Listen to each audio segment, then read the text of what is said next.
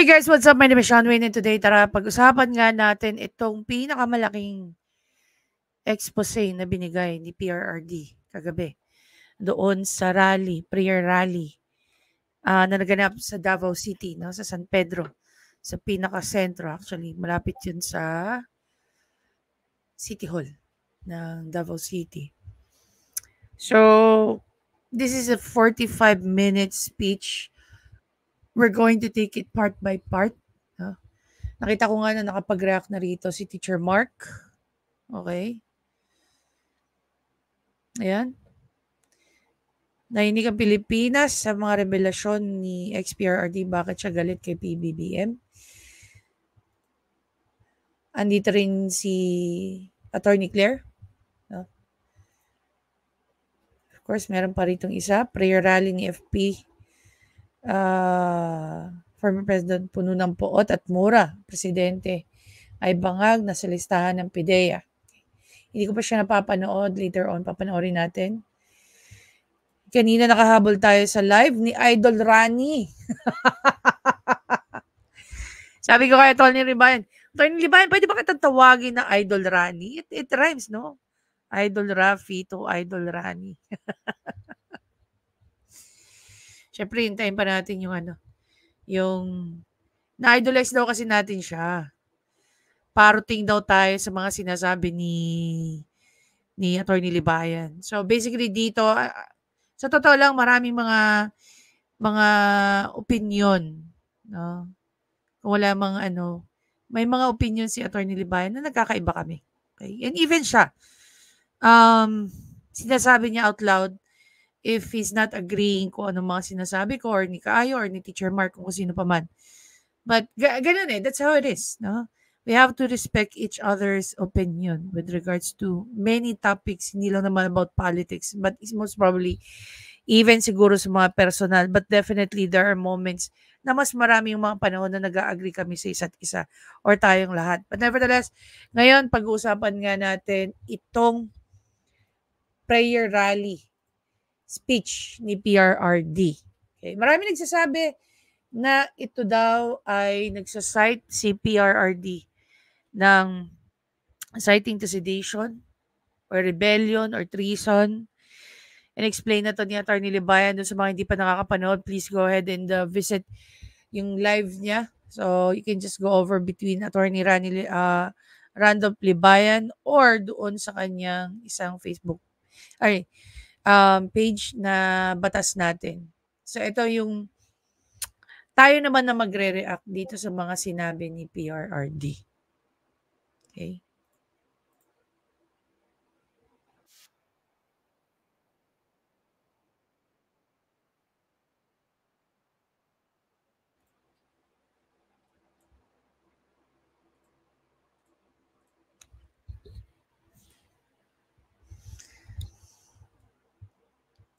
Ito yung very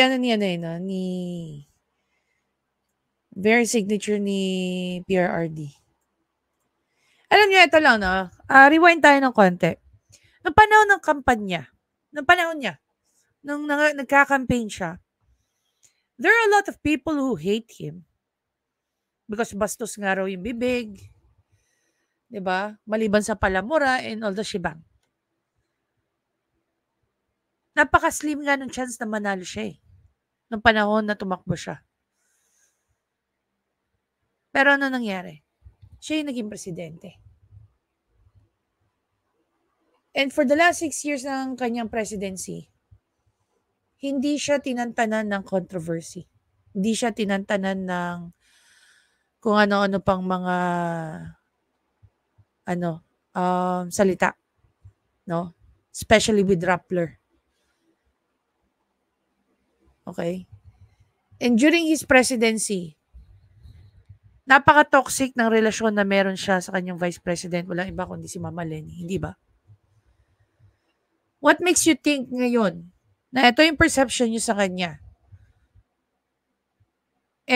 will make a difference? Matagal niyang pinagdaanan yan. Anong bago sa ngayon? Diba? Matanda na rin kasi ako. Ano ito? Meeting de Avance? Yeah, playing ulianin, di ba? Alam mo, nung unang By the way, guys, this man is 80 years old, as you can see. panahon, wala naman tayong kamuang-muang, wala naman tayong kalaban, wala namang nagagalit sa atin. Pumunta ang Espanyol at inagaw ang ating lupa, hinirang. For 400 years, nagtiis ang Pilipino subjugated by foreigners.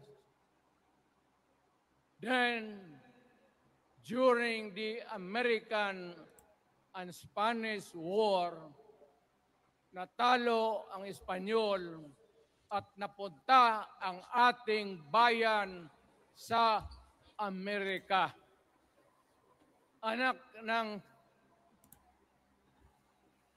grabe ang tiis ng Pilipino, yung mga lolo natin, kung gaano na lang sila pinahirapan. Alam mo noon, kung hindi ka magsimba, ay may mga pare nandyan, they know the history of Christianity. Alam mo noon, kung hindi ka magsimba, 10 palo sa katawan mo. You doubt my... Ayan si Father Ibasco, Chief of Staff ko sa City Hall. Siya yung NPA leader doon sa Libungan, may plenum ang komunista.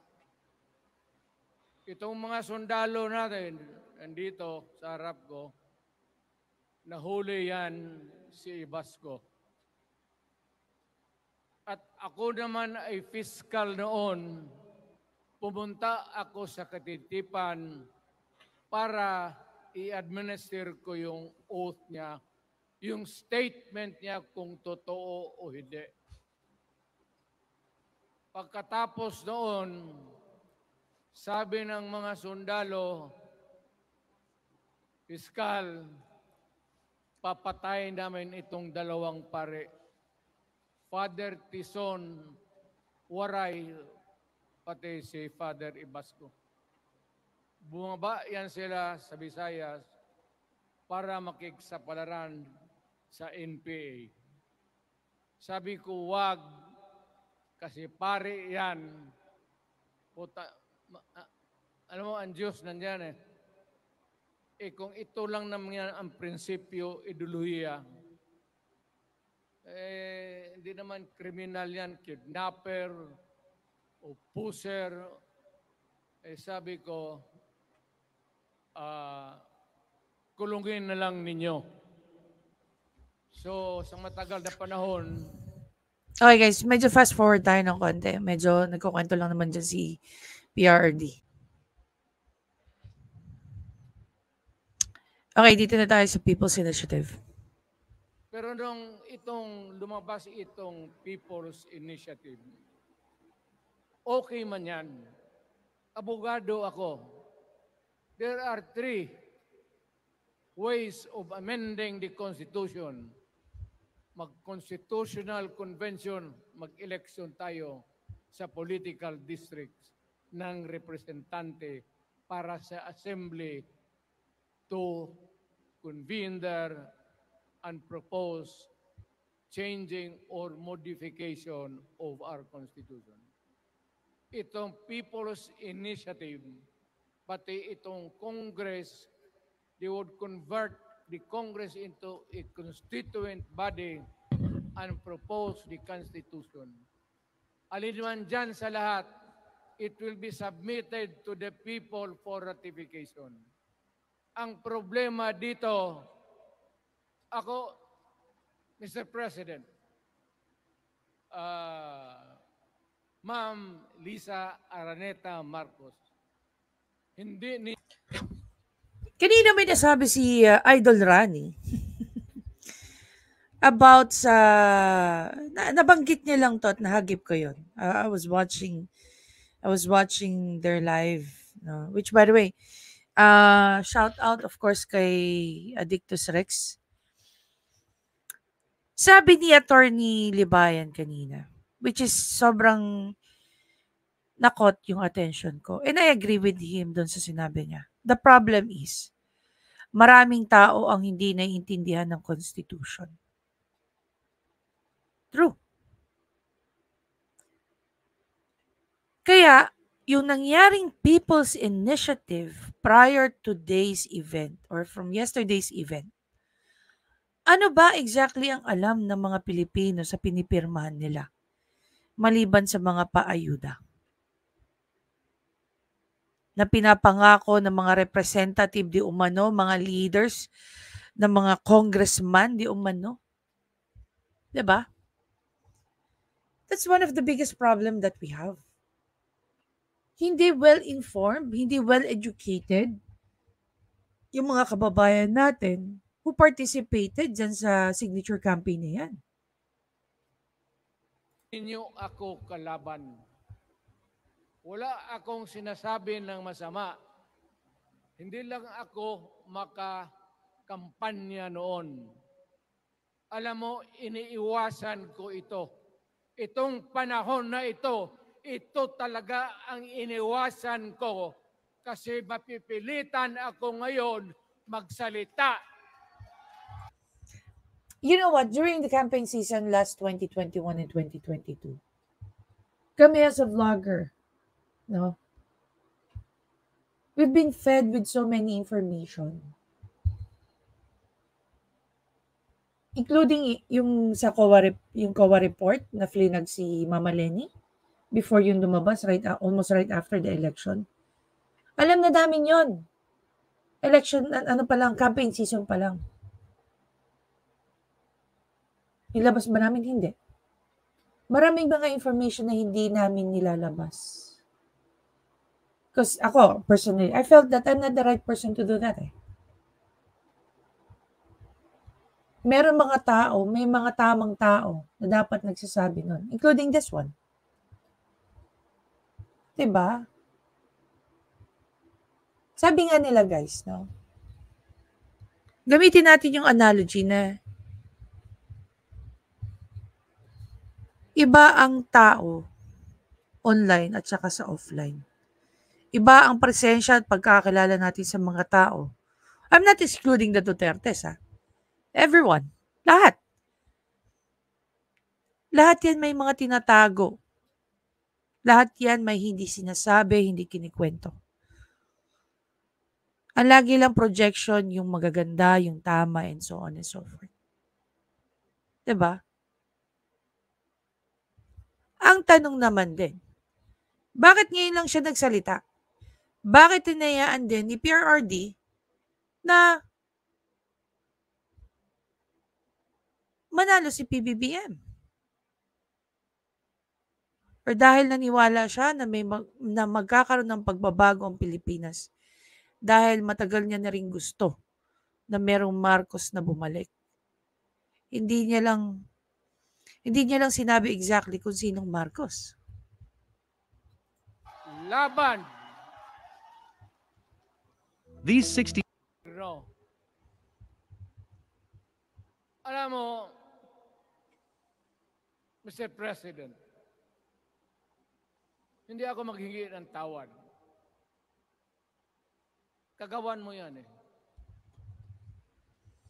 It is your responsibility. Okay. Guys, stick tayo ah. Etong part ng speech ni PRRD is about the People's Initiative. So dito sinasabi niya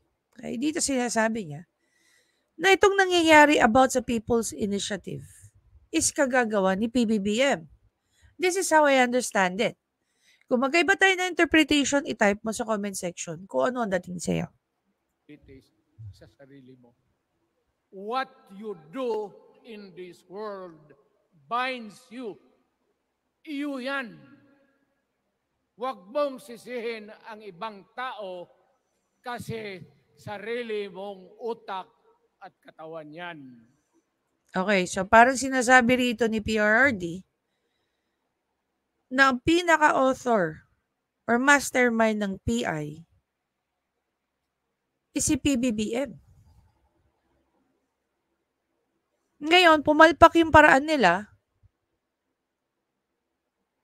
hindi niya mabenga o hindi niya masermonan itong si Romualdez. Dahil sa kanya nga inutos. So, pinasa niya na ngayon kay Zubiri. Kung babalikan natin yung mga previous interviews, guys, no? Anong sinabi ni Romualdez kay Zubiri sa Senate? Pwede rin naman kayong gumawa ng version niya ng People's Initiative, eh. 'Di ba? Eh di mas lalong nagalit ngayon ang Senado. Nakita niyo naman sa previous vlog, yung galit ni, what do you call that? Ni Senator Villanueva. So yung gawain nila, gusto nila para absuelto sila, gayahin sila ng Senate. 'Di ba? Nung ako'y mayor, pinakitaan ako ng evidence ng PDEA. Doon sa listahan, nandoon yung pangalan mo. So ito na yung part ng speech ni PRRD na maraming taong nagwala. Lalong-lalo na yung mga rabid BBM supporters. No? Ngayon, punta tayo dito sa isang post ni Tio. Okay? Ayon nga kay Tio Moreno, you do not mess with someone who has more cards than you because no matter what, the truth will come out. One must acknowledge that Duterte garners significant support from the majority of Filipinos due to his robust stances on war on drugs. While perceived as harsh by some, millions have derived benefits from this effort, leading to a noticeable reduction in the country's crime rate. Ensuring safety and security serves as a fundamental pillar for the progress of a nation. Although this transformation didn't materialize within the promised 6 months, significantly strides have been made. We are already there. We just need continuity. However, everything is a mess. Thank you for promising the continuity that will never be achieved because of your selfish interest as a family, as a Marcos. Ayon yan kay Tio. There's also one post coming from Ma'am Joey. Okay? Ayon kay Ma'am Joey, sa mga hindi pa po nagpo-follow sa kanya, please do so. Ayon nga dito, PRRD said BBM is adequate and IME is watching as part of the audience. Anong masasabi nyo dito? So, nag-comment ako. Sabi ko kay Ma'am Joey, she can easily deny that kung hindi yan totoo. Tama, hindi ba? She can just walk out, pwede siyang tumayo, lumakad palayo. Okay? Ako, kahit gaano siguro ko ka-close sa mga tao, kung gagawan mo ng kwento ang pamilya ko, FO agad. Ano sabi ni Ma'am Joey sa akin? Yes. 'Di ba?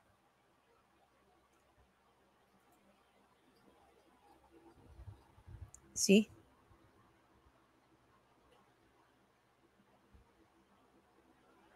Ito naman yung remember yung sinabi ni Maharlika? Here's the thing with Maharlika about sa text message di umano ni Senator Amy. Ako, very skeptic ako sa mga ganyang bagay. I asked a very dear friend, no, sabi ko sa kanya, who has sabihin na lang natin, close connection with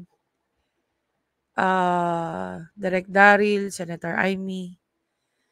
Tinanong ko siya, totoo ba yung sinasabi ni Maharlika at saka yung post ni Aaron? You know what? She gave me a resounding yes.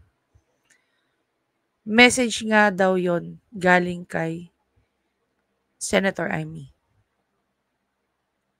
Tanong, sa sinabi ni Senator Amy, sino ang tunay nagtatraidor? Si Senator Amy for saying that against sa kanyang kapatid? O nagtatraidor si Senator Amy sa pangalan ng mga Marcos? Sino ang kanyang tinatraidor? Or sino ang kanyang sinasalba? Alam nyo, if you recall this one, sabi nga ni sabi ni PBBM or ni Senator Amy back then, yung first few weeks ng pagkapanalo ni PBBM. Isa sa gusto nila mangyari is ma-redeem nila ang pangalang Marcos. I was very hopeful. Actually, hindi ko naman sinuporta ng mga Marcos o si PBBM dahil gusto kong tulungan sila na ma-redeem. I mean, isa ako sa mga gustong tumulong na ma-redeem nila ang pangalan nila. Pero naniniwala ako dahil based sa mga nakikita ko, maganda ang mga nagawa ng mga Marcoses ng panahon ni Apo Lakay. Evidence-based tayo. Mas nakikita ko yung ganda na nagawa nila kaysa naririnig kong pangit. 'Di ba?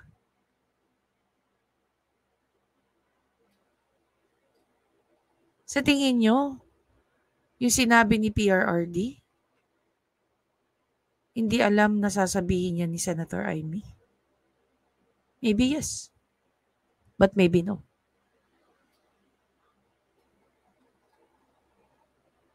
Diba? Kahit sino naman paniniwala na hindi naman addict yan si PBBM. Bakit? Yan pa nga nauuna sa pagpapadrug test nung panahon ng campaign season, hindi ba? Pero that was only urine. Sabi nga nila, dapat daw nagpaano si PBBM . Yung hair follicle ba yun? Diba? Balik tayo rito.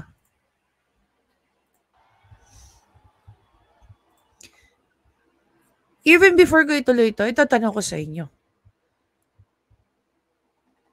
Naniniwala ba kayo na ang mga sinasabi rito ni PRRD ay totoo?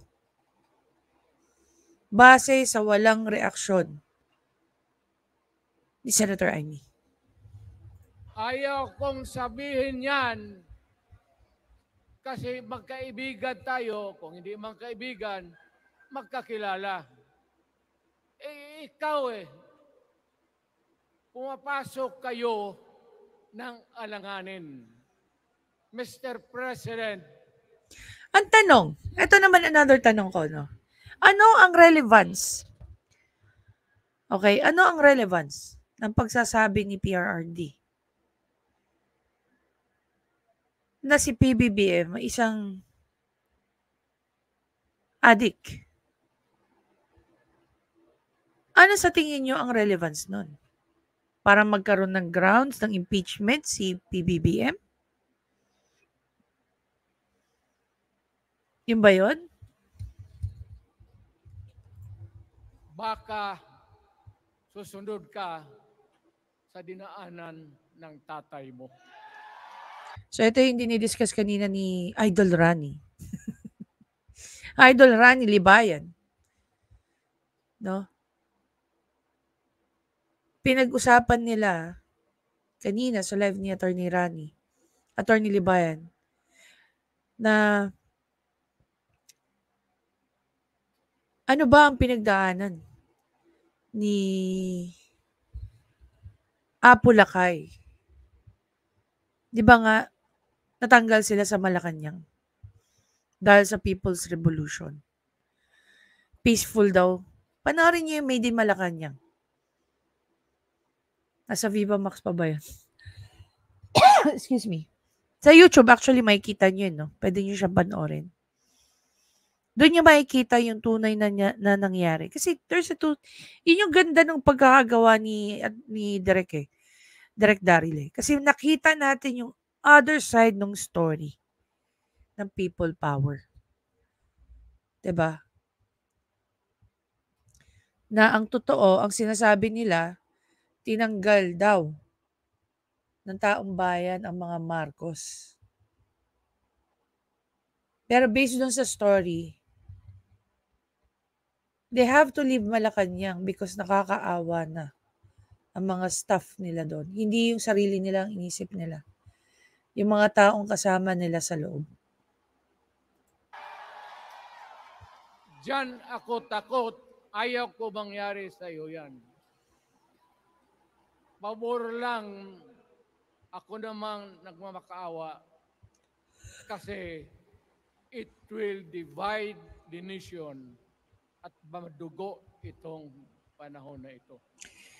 It will or it is already dividing the nation. As you can see naman. Ako, yung mga naging supporter ko, no, viewers ko dati, ng mga BBM Marcos supporter, they're now attacking me. Okay? They're now attacking me. Kapon nga, I was actually with my cousins. No? Binisita namin sila. And napagkwentuhan nga namin. And this is what I told my cousin. Shoutout sa'yo, CJ.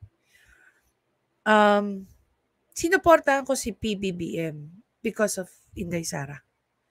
Maraming sumuporta kay PBBM because of Inday Sara. Malinaw yan. Pero, yung pagsuporta ko kay PBBM, dahil naniniwala din ako na siya ang magiging pag-asa natin after PRRD. So far, ano ba ang nangyayari simulang napaupo si PBBM? Yes, maraming government projects ang naumpisahan. Pero marami ding controversies ang lumalabas. Bakit? Bakit hirap na hirap si PBBM sagutin ang lahat ng kontrobersyang ito? 'Di ba? Bakit nililive niya ang taong bayan na hanging in most cases? Alam mo, Mr. President, sabihin ko maya sa tao kung ano ka.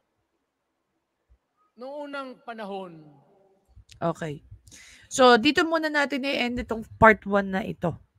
So, dito makikita mo, or okay, dito sa part lang na to, masasabi mo ba na ang galit ni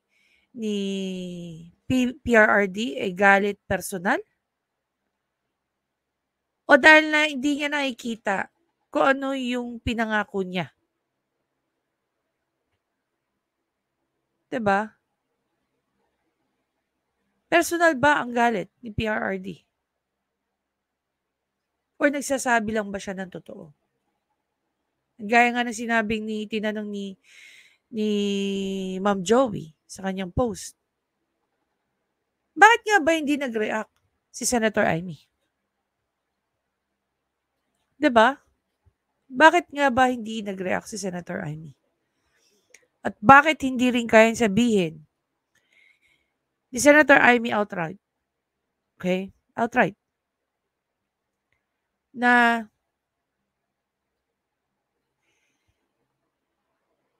ang mga Duterte talaga ang nakatulong sa kanilang makabalik sa pwesto.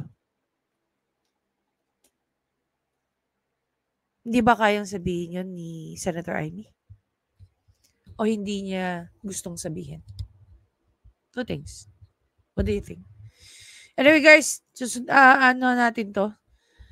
Susundan natin to ng part 2, part 3, part 4. We don't know. Pero we're gonna take one topic at a time. Okay? So stay with me. Tatapusin natin tong speech ni PRRD at ni PBBM.